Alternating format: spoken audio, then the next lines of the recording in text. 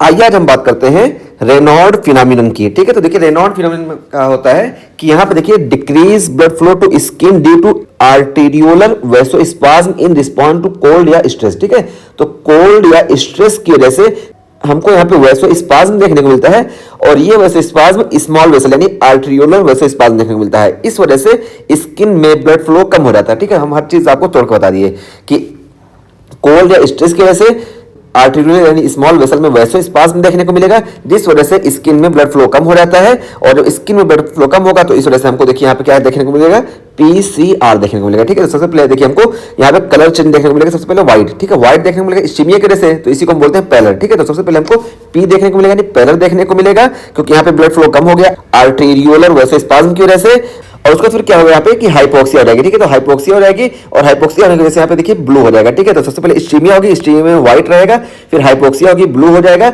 और इसी हाइपोक्सिया में हमको पेन देखने को मिलता है। ठीक है, तो इस्कीमिया के बाद हाइपोक्सिया देखने को मिलती है और हाइपोक्सिया में हमको ब्लू कलर देखने को मिलता है और यहाँ पे हमको पेन देखने को मिलता है। बहुत ही इंपॉर्टेंट फाइंडिंग है और इसी को हम सी से बताते हैं सयानोसिस। ठीक है, तो हमको यहाँ पे सयानोसिस देखने को मिलेगी, यहाँ पे हमको ब्लूइश स्किन देखने को मिलेगी। तो ठीक है, तो ये पी हो गया हमारा पैलर सयानोसिस।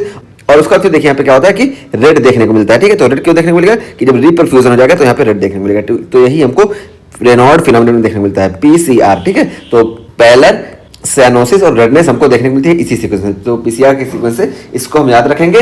और ये होता कहाँ है तो देखिए most often in the fingers. तो मोस्ट ऑफनली ये हमको फिंगर्स में देखने को मिलता है और टॉयज में देखने को मिलता है। ठीक है, तो मोस्ट ऑफनली हमको फिंगर्स और टॉयज में देखने को मिलता है और कॉल्ड रेनार्ड डिजीज। और इसको हम रेनार्ड डिजीज कब बोलते हैं, जब ये प्राइमरी होता है। ठीक है, तो प्राइमरी अगर होता है तो इसको हम रेनार्ड डिजीज बोलते हैं। ठीक है, और प्राइमरी का कॉज क्या है तो ये इडियोपैथिक कॉज होता है। ठीक है, तो इडियोपैथिक कॉज की वजह से हमको यहाँ पे आर्टेरियोलर वैसो कॉन्स्ट्रिक्शन देखने को मिलता है। ठीक है, तो ये हो गया हमारा प्राइमरी। तो देखिए जो प्राइमरी है ना जिसको हम रेनॉल्ड डिजीज बोलते हैं, यही हमारा कॉमन होता है, लेकिन इसका कॉम्प्लिकेशन बहुत कम होता है। ठीक है, तो सिर्फ यहाँ पे देखने को मिल रहा है, इस वजह से इसका कॉम्प्लिकेशन बहुत कम होगा। लेकिन हम बात करें इसी के सेकेंडरी वर्जन की, तो सेकेंडरी क्या है कि यानी परेशानी कहीं और है। ठीक है, तो परेशानी कहीं और उस वजह से होगा, तो इसको हम बोलते हैं रेनार्ड सिंड्रोम। तो देखिए रेनार्ड सिंड्रोम हम इसको बोलते हैं।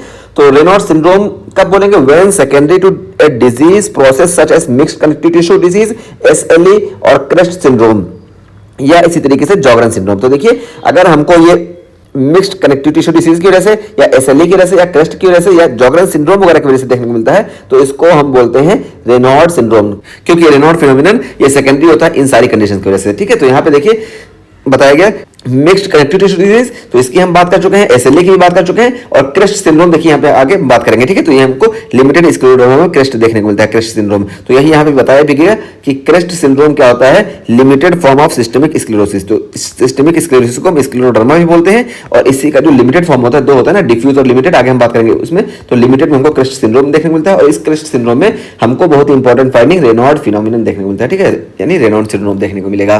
ठीक, तो ये चीज हो गई। और यहाँ पे देखिए क्या होगा कि रेनॉल्ड सिंड्रोम जब होगा ना, तो रेनॉल्ड सिंड्रोम क्या होगा, digital ulceration seen in secondary Raynaud syndrome. तो डिजिटल अल्सरेशन तो डिजिट का हमको अल्सरेशन देखने को मिलेगा रेनॉल्ड सिंड्रोम में। तो देखिए हम पता है कि रेनॉल्ड डिजीज जो होता है प्राइमरी होता है, ये कॉमन होता है, लेकिन इसके कॉम्प्लिकेशन रेयर होते हैं। लेकिन रेनॉल्ड सिंड्रोम जो होता है ये सेकेंडरी होता है, लेकिन क्या होता है ये अनकॉमन होगा और इसके जो सिम्टम है ना ये मोस्ट डेंजरस होते हैं। ठीक है, तो मोस्ट डेंजरस होते हैं, इसी वजह से बताया गया कि डिजिटल अल्सरेशन जो होते हैं ये हमको सेकेंडरी रेनॉल्ड सिंड्रोम में देखने को मिलते हैं। ठीक है, तो रेनॉल्ड सिंड्रोम में देखने को मिलेंगे और रेनॉल्ड डिजीज में नहीं देखने को मिलते हैं। ठीक है, तो सेकेंडरी रेनॉल्ड सिंड्रोम जो होता है यानी सेकेंडरी रेनॉल्ड फिनोमिनन जो होगा, इसमें हमको ये डिजिटल अल्सरेशन वगैरह देखने को मिलेगा। ये प्राइमरी रेनॉल्ड में ये डिजिटल अल्सरेशन नहीं देखने को मिलेगा। ठीक है, तो यहाँ पे ये चीज हो गई।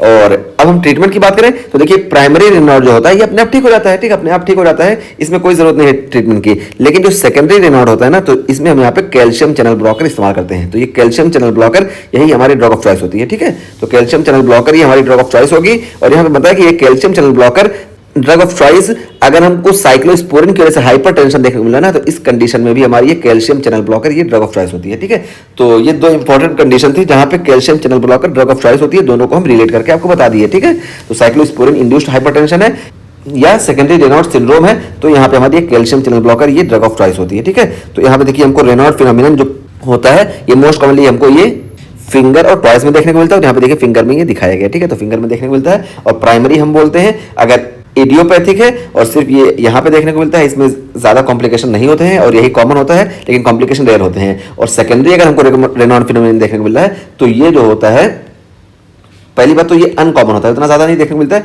लेकिन अगर ये देखने को मिला तो यानी ये किसी अंडरलाइन कंडीशन की वजह से देखने को मिला, इसी वजह से यहाँ पे कॉम्प्लिकेशन ज़्यादा होते हैं। ठीक है, तो यहाँ पे हम ये बता दिए, और ट्रीटमेंट हम बता दिए कि प्राइमरी में हमको ट्रीटमेंट की जरूरत नहीं पड़ती है, लेकिन सेकेंडरी में हम कैल्शियम चैनल ब्लॉकर का इस्तेमाल करते हैं।